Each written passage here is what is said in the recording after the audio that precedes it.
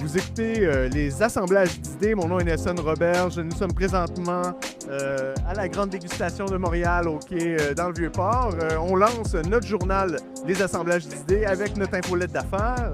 Et je suis qui est le podcast qui est commandé par Étiquette PDF. Je suis avec Leonardo, des affaires brassicoles. Salut, comment ça va?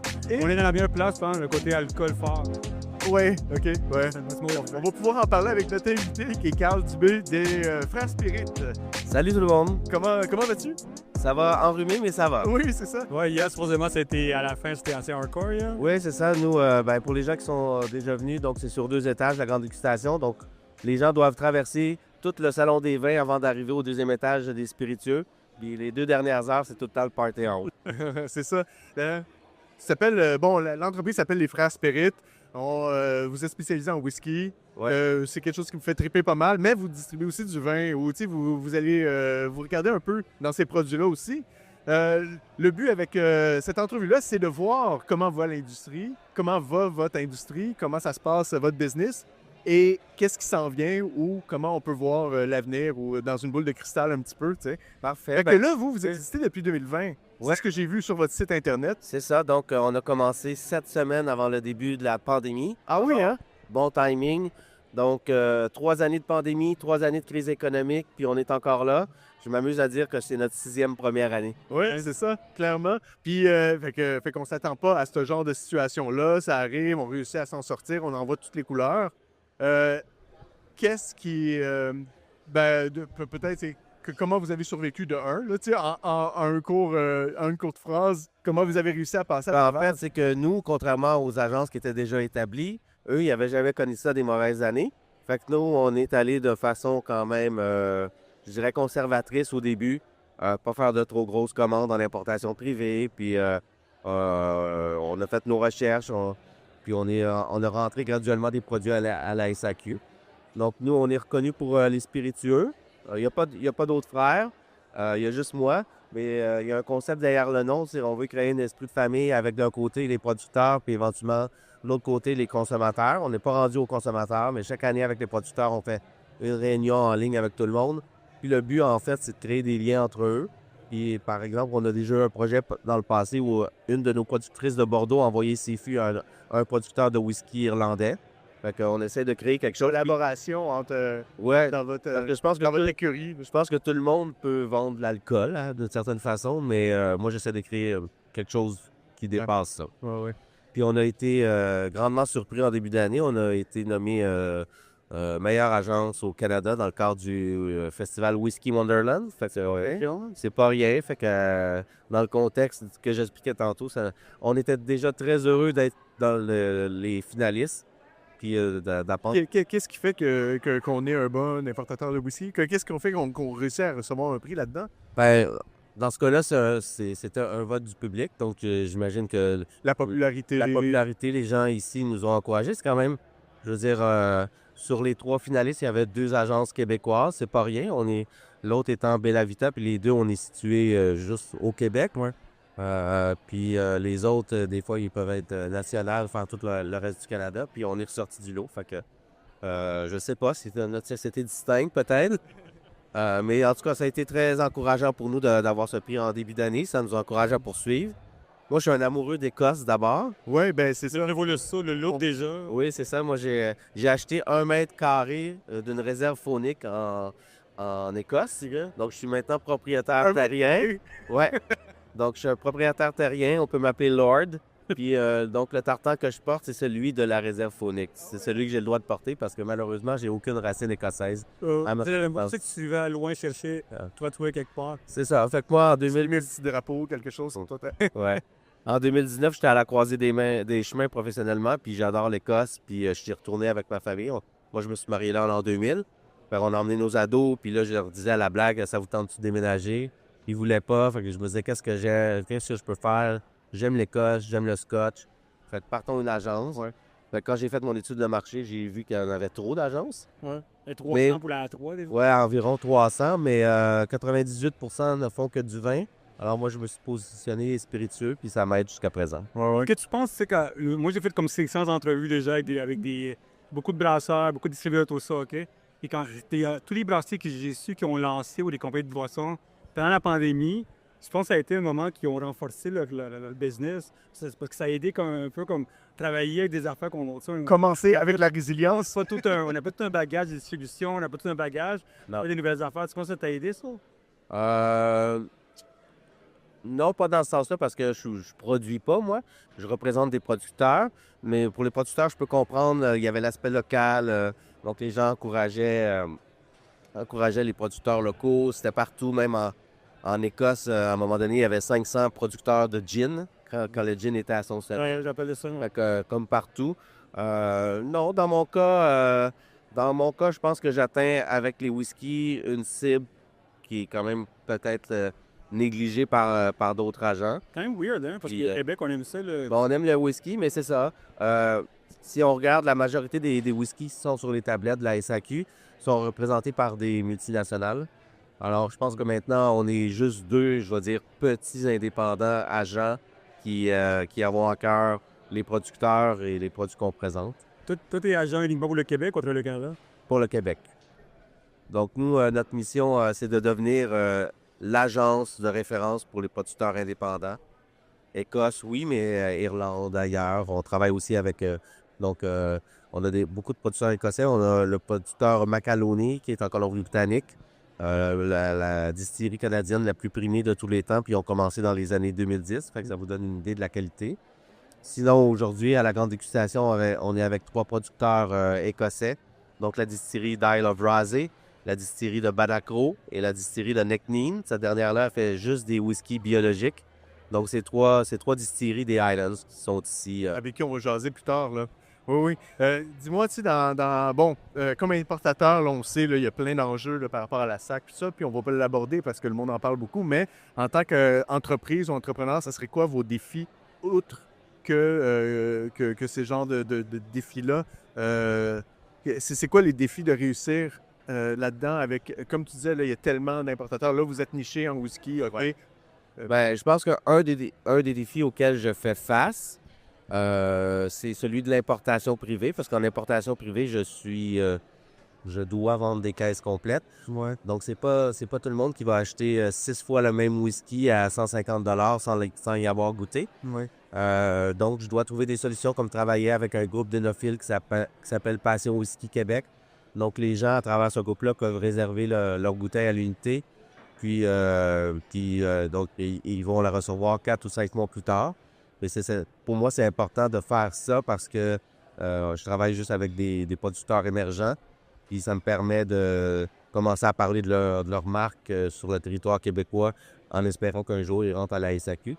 Mais c'est ça. Le défi, c'est de faire connaître nos producteurs parce que c'est pas des grosses marques comme Macallan ou Verpédic que tout le monde Tu sais, connaît. dans le vin, je sais que, bon, il y en a qui faisaient des groupes d'achat. ben, pas des groupes d'achat, mais tu sais, ils vont aller voir une buvette, puis ils vont faire des événements avec eux. Ils vont créer des trucs. Est-ce que vous faites des collaborations On avec fait ça, comme au mois de décembre, justement, la distillerie Macaloni, on a une collaboration avec le N sur Macaille à Montréal. Donc, samedi, le 6 décembre, il y aura une dégustation avec la directrice générale de la distillerie qui va être ici. Fait qu'est-ce qu'il y aurait après ça? Bon, là, tes défis, c'est de réussir à vendre. Tu sais, Oui. on s'entend, tu sais, c'est un truc niche, on veut développer tout ça. Ensuite, qu'est-ce que tu vois? Ben, c'est sûr que si on se dit, c'est quoi ton défi pour l'année 2026? Ben, c'est de vendre encore plus. Oui, c'est ça. Mais au-delà de ça, est-ce qu'il y a des enjeux de marketing? Est-ce que là, c'est toi tout seul? Est-ce que tu as une équipe? Est-ce que tu Oui, moi, je suis appuyé par une équipe de vente. Donc, on est 7 représentants qui couvront tout le Québec. OK. Donc, ça, c'est nouveau depuis cette année. Donc, ça, c'est certain que ça va me donner un coup de pouce dans le développement. Fait que c'est des gens qui offrent, c'est des fournisseurs de services qui t'aident à la vente ou ils font partie de ton équipe? En fait, j'ai un partenariat avec une agence et je peux m'appuyer OK. sur leur équipe de vente. OK, c'est Ouais. bon. OK. Donc, c'est un gros plus pour nous. Puis, on voit déjà des différences sur la vélocité des produits. Fait qu'on espère que on va passer à travers la crise économique puis que les volumes de commandes vont augmenter en 2026. Je dirais que c'est ça les principaux enjeux. Sinon, moi, je suis un passionné de whisky, d'Écosse. Donc, je fais pas juste ça. J'offre aussi des formations. Oui, j'ai vu ça, oui. Donc, je suis formateur pour une certification qui s'appelle Whisky Ambassador. Mm. Donc, si vous allez sur le site internet lesfrèresspirit.ca, il y a une section formation. Donc, ça, c'est une journée de formation. Puis à la fin de la journée, il y a 2 examens. Un, c'est des choix multiples, puis l'autre, c'est une dégustation à l'aveugle. Jamais facile, mais c'est amusant. Puis donc, c'est vraiment sur les bases du whisky écossais.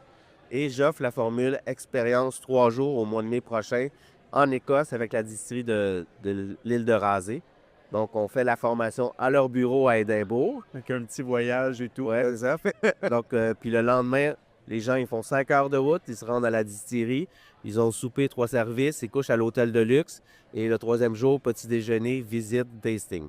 Est-ce que de faire ce genre d'événementiel-là, dans le fond, là, est-ce que c'est... est-ce que tu sentais que c'était une obligation pour toi de décliner un peu ton offre en tant qu'importateur ou toi, c'était une base? Non, c'est vraiment une passion. Donc, moi, j'ai suivi la formation. Donc, il y a 2 niveaux. Donc, après la formation avancée, j'ai approché les gens. Je leur ai dit, il n'y a personne en Amérique du Nord qui l'offre en français. J'aimerais ça l'enseigner.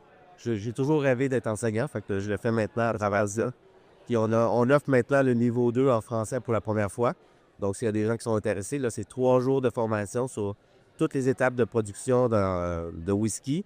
Et puis, c'est plus poussé. On rentre dans la chimie. Et puis, ça va être en février en France à la distillerie du Vercors. Et dernière plug, on organise pour la première fois un week-end de classe de maître à la fin février aussi. Donc, on a loué un gros chalet. Les gens viennent, tout est inclus. Puis, il y aura des maîtres qui vont venir un peu partout. Là, pour l'instant, on a confirmé le maître distillateur de l'île de Rasay et de Macaloni. Et le but, c'est pas faire juste des dégustations classiques. Donc, moi, je leur ai demandé, je leur ai donné un devoir, c'est de donner un angle précis à la dégustation. Donc, par exemple, Alasdair de Isle of Rasay, lui, il va parler de l'effet du bois. Puis, normalement, on devrait avoir le même liquide vieilli dans différents types de fûts que les gens vont pouvoir comparer. Et puis, avec Macaloni, un de ses dadas, c'est la tourbe. Donc, on va discuter tourbe avec lui, puis on va goûter à différentes expériences qu'il fait. Tu sais, on couvre pas mal l'entrepreneuriat, puis tout ça, puis le côté importateur, on le couvre depuis peut-être 1 an ou 2, là, tu sais, qu'on parle avec des gens. Puis, tu sais, pour nous autres, c'est un concept, puis c'est un modèle d'affaires qui est assez spécial parce que c'est pas la même chose que... c'est partir de produire quelque chose, puis tout ça. Fait que tu sais, à partir de là, est-ce que ce que j'entends de ce que tu me racontes, il y a beaucoup de collaborations qui doivent se faire. Comme là, tu fais une collaboration avec une agence de vente, faire des collaborations avec l'endroit où est-ce qu'ils peuvent le servir, faire collaboration, voyage. Je crois qu'il y a beaucoup de ça pour essayer de créer... Je pense que ça va avec la philosophie dont je parlais tantôt. De famille. De famille, de créer. Pour moi, la communauté, le réseau, c'est important. Puis au début, quand j'ai commencé, j'avais l'impression que les autres agents, c'est la compétition entre agences. Mais moi, je vois pas ça comme ça. Moi, je pense qu'on peut faire des partenariats entre agences. Puis le but, c'est de faire parler de whisky, puis c'est de faire parler de vin aussi, parce qu'on fait aussi de vin. Puis dans mon cas, c'est de mettre de l'avant des producteurs indépendants qui se battent contre Goliath. Oui. Alors, on fait ce qu'on peut pour les aider à les mettre sur la map. Mais c'est ce qui est cool, c'est que depuis hier qu'on fait des entrevues, c'est tout le temps l'éducation. Oui. C'est les gens, tout ça. Le marketing, c'est l'éducation. Puis ça, on nous parle de ça. Moi, je suis dans le plaisir. Le plaisir éducatif. Le plaisir, la rencontre, c'est... Quand tu bois quelque chose, tu as du plaisir, c'est toujours meilleur que quand tu le regoutes chez toi tout seul. Oui. On est dans ce... Dernière question, parce que je sais que tu es occupé puis tu attends un appel. Mais, fait que, comment tu choisis les gens que tu décides de représenter? Parce que là, tu as une coupe en Écosse, tu as des vins, tu as des... Je pense que c'est une très bonne question parce que nous, ce qui est important, c'est la vibe des gens. Jamais je vais travailler avec quelqu'un qui fait un super bon produit puis qui est quelqu'un de chiant dans la vie, tu comprends? Donc moi, j'ai besoin de gens qui partagent mes valeurs, qui font aussi des bons produits, mais ce sont les personnes d'abord, puis s'ils font des bons produits, ben c'est parfait. C'est là que le mariage se fait. On dit souvent ça en avance, on dit, tu sais, il y a du monde en marketing, des fois, qui viennent nous voir, puis ils disent, j'ai essayé d'aller, tu sais, comme dans un événement comme hier, là, tu sais, il y a beaucoup de personnes qui essaient de faire des affaires. Lui, tu sais, il me prenait d'eau, puis tout ça. Je dis, laisse-le faire, man, tu sais, si tu sens pas ça, si c'est pas facile, imagine quel client en poche ça va être après quand tu vas l'avoir. Tu sais, imagine, il va te faire revenir sur des affaires que tu voulais pas, blablabla. Fait que, clairement que oui, tu sais, tu dois bien t'entendre avec les Ah oui, clients. moi, Tu dois aimer leurs produits aussi. en Là. fait, oui, j'aime leurs produits, mais en fait, ce qui me rend le plus fier, c'est que après, on a presque complété notre 5e année d'existence, mais je pense que je peux dire que les gens que je représente, ce sont pas juste des partenaires d'affaires, mais ce sont mes amis aussi. Oui. Oui. Moi, juste une question. La tendance qui s'en vient comme tendance dans le whisky, pas les grosses compagnies, mais les petites compagnies, c'est pas les tendances qui s'en viennent. Ben, moi, je pense que il y a beaucoup d'innovation. Donc, les jeunes distilleries vont tenter de casser un peu les sentiers battus. Comme par exemple, avant, on pouvait dire Speyside fait tel type de whisky, Lowland fait tel type de whisky. Il n'y avait jamais de tourbée dans le Lowland. Maintenant, on va en voir. Les gens, ils veulent plus avoir de barrières. Ils veulent juste expérimenter, se faire connaître. L'impression que j'ai aussi au niveau de la clientèle, c'est que ce ne sont plus des gens qui vont adopter une marque, qui vont la suivre toute la vie. Des jumpers, des drinks, des trucs comme ça. C'est des gens qui vont aller expérimenter. C'est sûr qu'ils vont aimer une maison. Comme par exemple, moi, j'aime beaucoup Kiloman, avec qui je travaille pas, mais qui font des produits extraordinaires. Donc, les gens qui aiment Kiloman, ils vont aller tout goûter. Mais avec ce qui est particulier avec Kiloman, c'est qu'ils ont peut-être 3 ou 4 marques standards, mais après ça, c'est toutes des éditions spéciales. Fait que je pense que c'est ça la clé en ce moment pour les distilleries, pour créer de l'intérêt auprès de la jeune clientèle. C'est d'avoir quelque chose qui sort de l'ordinaire. Ouais. Merci beaucoup, Carl, d'avoir pris du temps à nous jaser de ta business puis de ton industrie. Ben, ça me fait plaisir, puis toujours partant pour notre ça. discussion. Maintenant, ton courriel est fait maintenant.